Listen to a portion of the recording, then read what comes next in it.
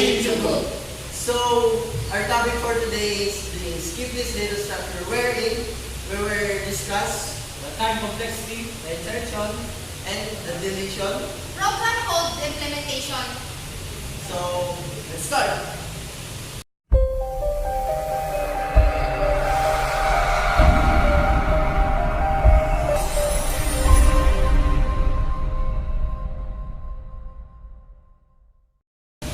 So, to give you an overview, the skip list is a probabilistic data structure that is built upon the general idea of a linked list. The skip list uses probability to build subsequent layers of a linked list upon an original linked list.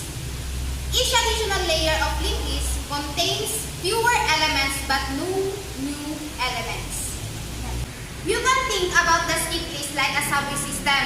There's one train that stops at every stop, like this. However, there is also an express lane. This train doesn't visit any unique stop, but it will stop at a fewer stops, like this. So, this is how searching in skip list works. So, we will advance in the next discussion, which is time complexity and searching works in skip list by Mike Error.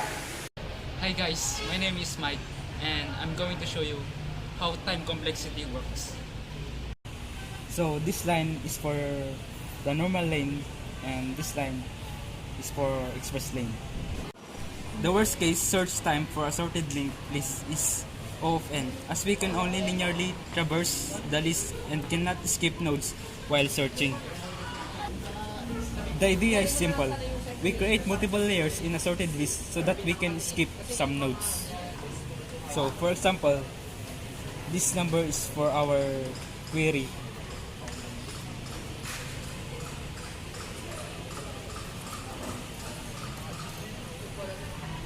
So the question is, how are we going to search this node? So first step, starting from this node,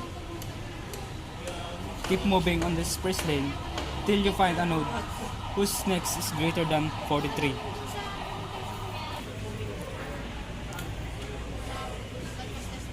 After this, jump to 35. Next of 35 is 54. 54 is greater than 43. So let's move to normal lane. Next from this node is 43. Is found here.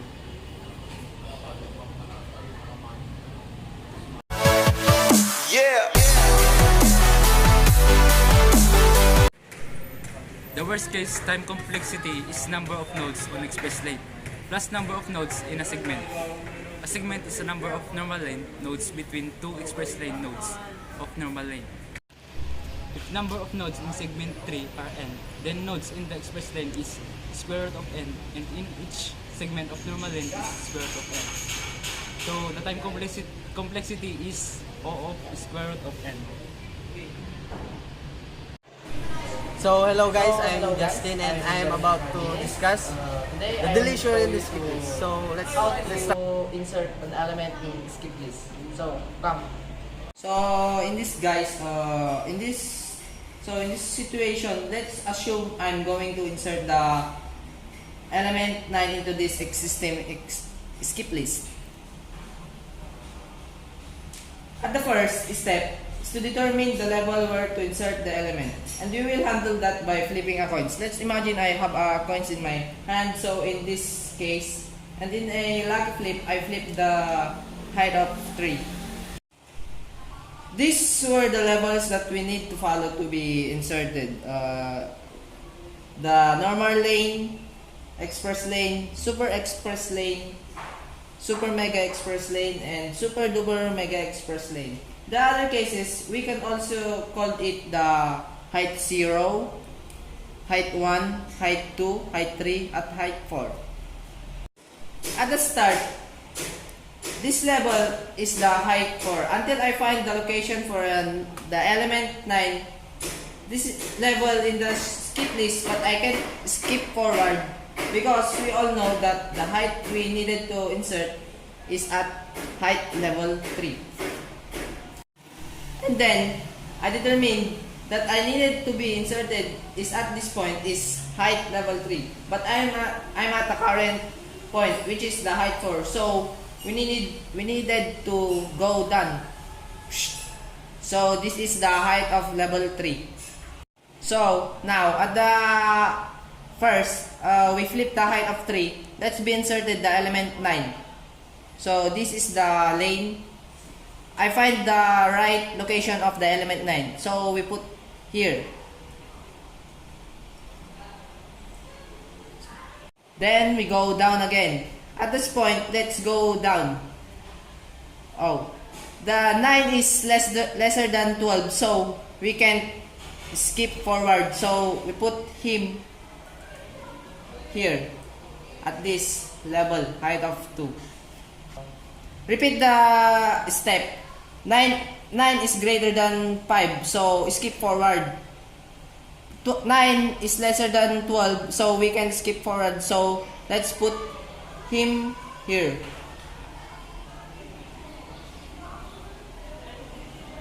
Let's assume here it starts here. 9 is greater than 8, so skip forward. So let's put the 9 here because 9 is lesser than 12. So the 9 is here, the new element. Let's give another example. What if we flip a height of 0 and the element is 16? We can go at the height 4 because our flip coin is height 0. Other the same at height 3, height 2, height 1. At this point, height 0 is needed to be inserted at this point. 16 is greater than 15. So, we put the element 16 here at this point. So first we have to write the height. So in the left side, we have to indicate the negative infinite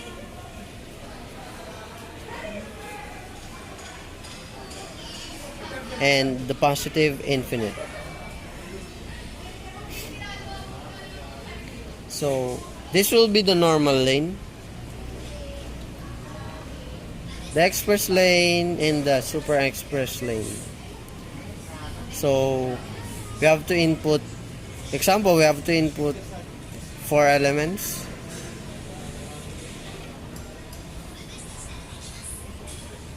So 1, 2, 3, and 4. So first we have to find, so we have to set on what element we are about to delete. So remove 4. First, we need to start at the highest level and start from left to right. So is 4 less than infinite? Yes. Step down. Is 4 less than infinite? Step down. Is 4 greater than 1? Yes, so we are skipping this. Is 4 greater than 2? Yes. And then 4 is greater than 3, so we are skipping this. Then we have found the element, so we are deleting it. So this will be the new linear link. So let's start the program simulation of skip list. Let's start. For the program code implementation, we will discuss the output of the program. First, we will choose in the skip list operation. Number 1, for insert. Number 2 is for empty. Check empty.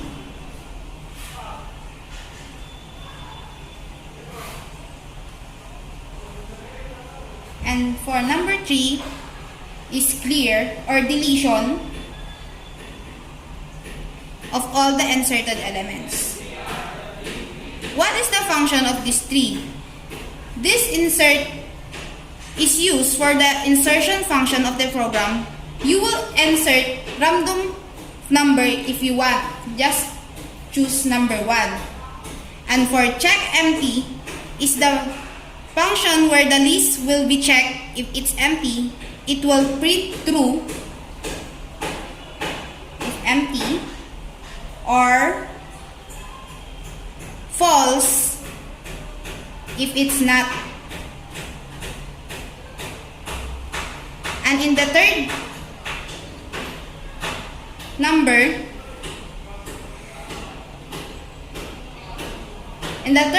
deletion or clear function, if the check empty is false, you can execute it by deleting all the inserted elements.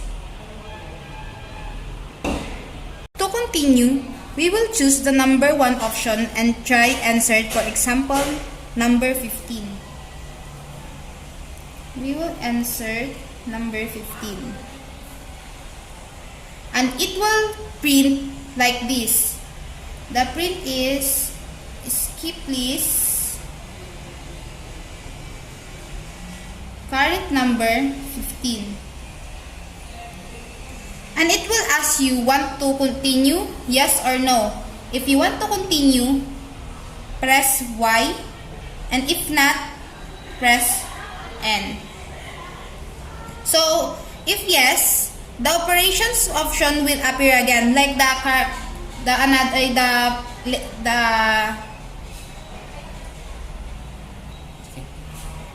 earlier. The operations will appear again, and you choose again what do you want to execute. If you want to insert again, then choose number 1 and let's enter, for example, 35. Let's insert number 35. And this 35 will stay here beside number 15. Why? As your current elements, that means number 35 is greater to number 15. It means it is skipped in number 15 and move to its right. Because if the number is greater than the current element, it always stays in the right part of the element. And if lesser to the current element, it will stay in the left part, and so on. So, let's move on for the next operation, which is the check empty function. Now that we inserted elements in the array or container, that means it will detect that the container, this is the container, is not empty anymore. And print false means the container is not empty. It will print false because it's not empty now. So if it's not empty, you can use the deletion function in the skip list code. You can choose to continue again. Continue if yes, and no if not. And if you continue, we will choose the number 3 option, which is the clear or deletion of the program. Clear or deletion.